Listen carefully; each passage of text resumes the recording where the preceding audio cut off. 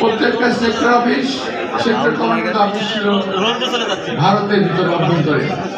একমাত্র শহীদ আফরোজা রহমানের সেক্টর ছিল সিলেটে, আমাদের বাংলাদেশের অভ্যন্তরে।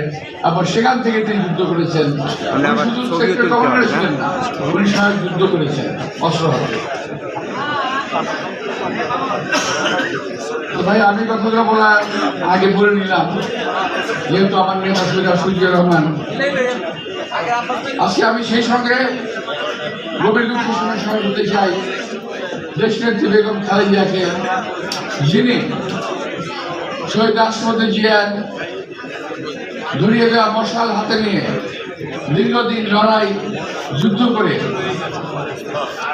জীবনের ঝুঁকি নিয়ে এই দেশটাকে রক্ষা করেছেন, এই দেশের গণতন্ত্র রক্ষার জন্য যুদ্ধ করেছেন।